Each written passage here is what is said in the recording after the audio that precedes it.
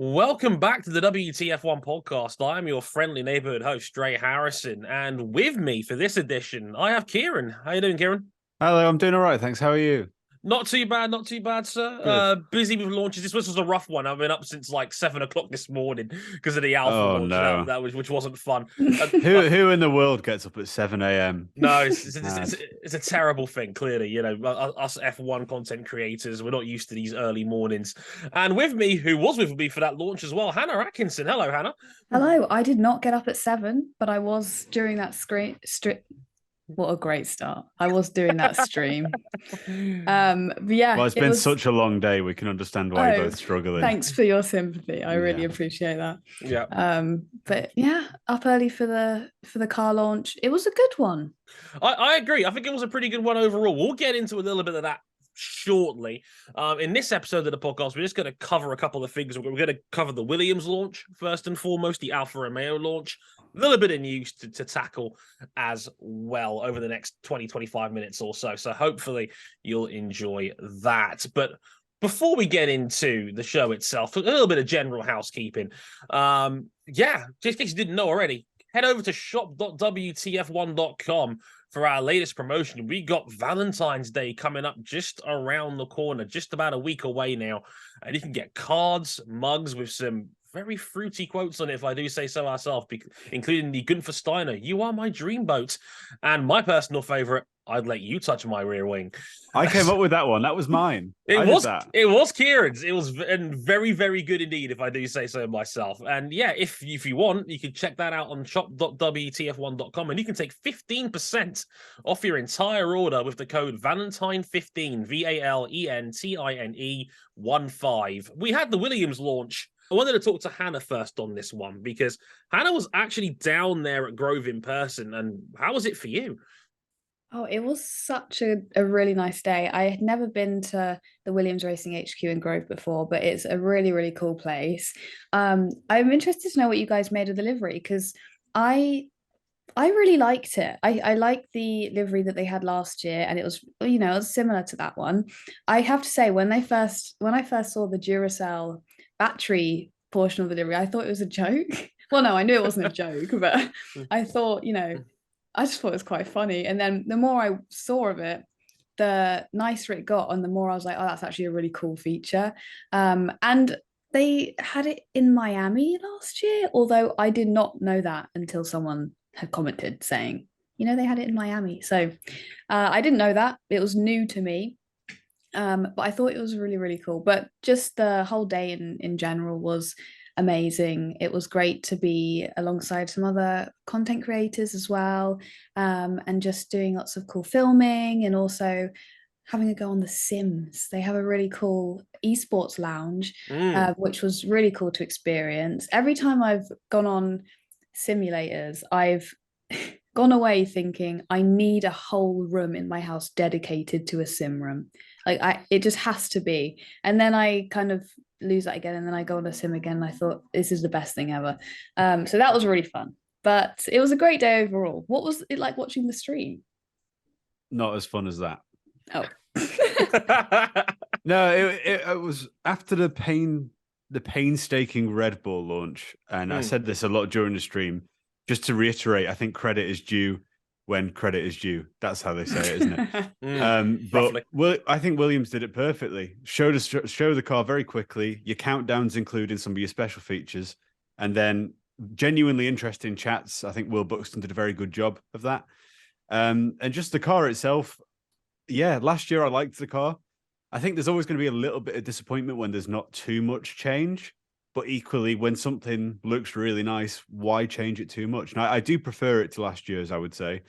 And yeah, the Duracell airflow it's great. And I've loved on the internet how people have been saying, oh, have you noticed this Duracell airflow? And then all the people commenting is like, how dare you not know they did that last year? How dare you? Being incredibly reasonable as usual. But yeah, overall, as a launch event, I thought it was very, very strong. Yeah, I can't disagree with Ciaran on that one. I think that it was smooth and to the point, and it focused on what I think the people that were going to be tuning in for care about most. They were on screen, They revealed the car in the first 5 minutes, and they got interviews with all of the drivers, including the academy guys. Extended time with Jamie Chadwick. We had Connor Pinto. We had O'Sullivan mentioned, and then of course we had a sit down with both Alex Albon and Logan Sargent, and they got it all out of the way within half an hour. I think it was about 20, 25 minutes for the whole presentation. It was slick. It was well produced. It cut to the chase. It didn't have anybody lose interest. They got the car out of the way early. That's how you do a car launch. Newsflash, gentlemen. Valentine's Day is almost here, and by the grace of Cupid, our friends at Manscaped are coming with the best tools to get your boys downstairs ready for the special occasion. The Platinum package from Manscaped is the all-encompassing package that every guy needs in their life to make each and every day just a little more special. The headliner in this package is the Lawnmower 4.0. The trimmer's advanced skin-safe technology reduces cuts and nicks on your delicate parts. It even has a 4000K LED spotlight so you can shave anywhere your heart desires. Did I mention it's waterproof too? This package also includes the Weed Whacker nose and ear hair trimmer to whack all of the worst of your weeds.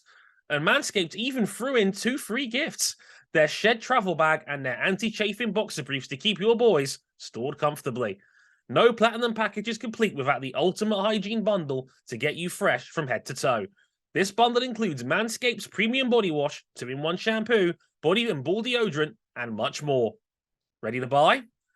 Get 20% off and free shipping with the code WTF1 at manscaped.com. That's 20% off with free shipping at manscaped.com and use the code WTF1.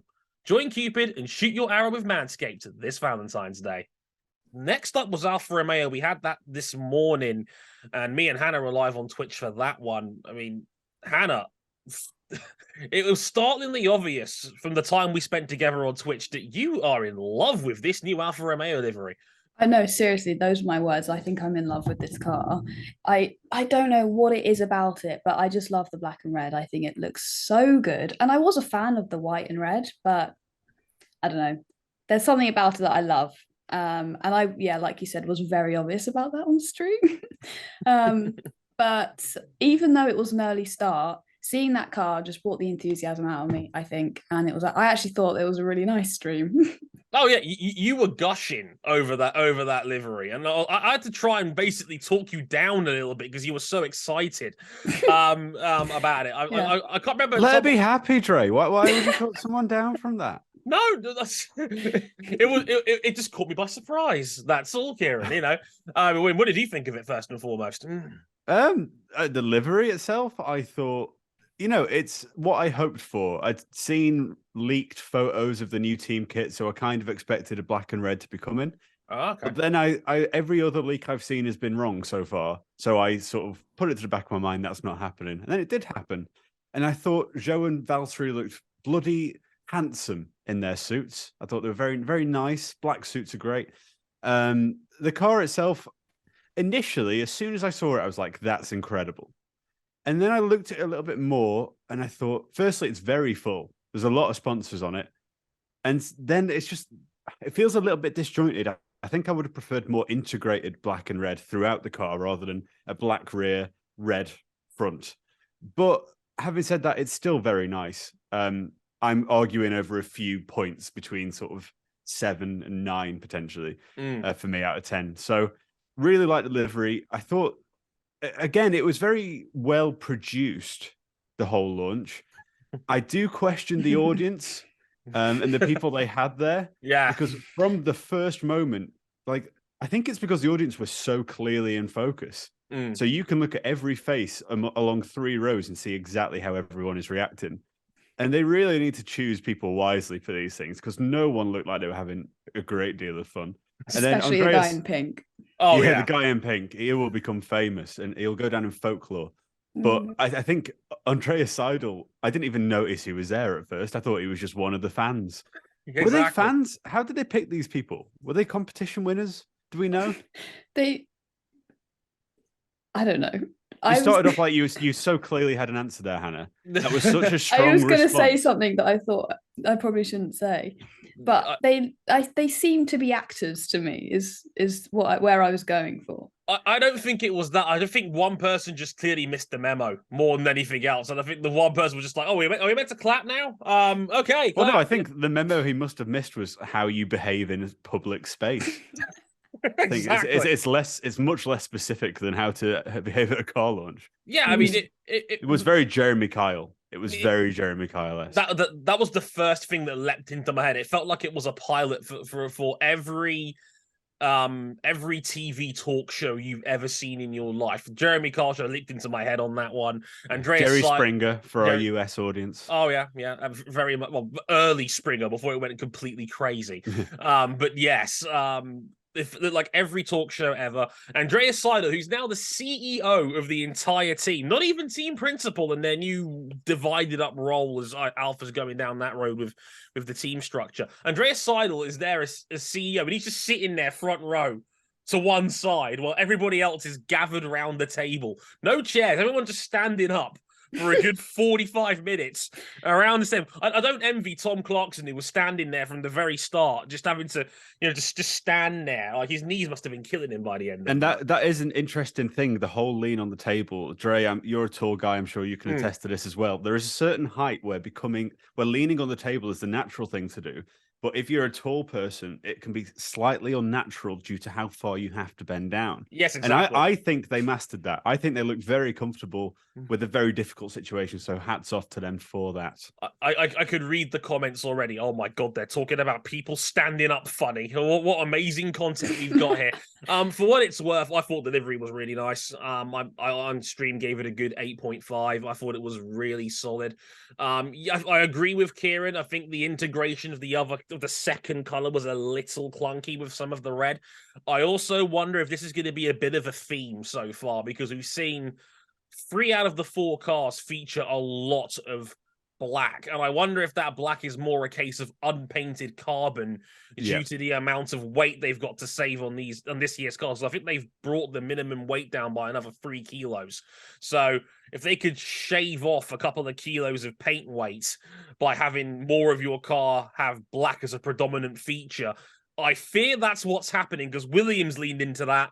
We've seen Alfa lean into that, and I wonder how much of that Haas is going to actually be painted black, or whether it's just, again, unpainted carbon. It's lucky it looks nice in livery reveal in studio form, but I am curious to see if that's going to be more of a trend as we go. Well, it would be very interesting when we get to AlphaTauri on Saturday.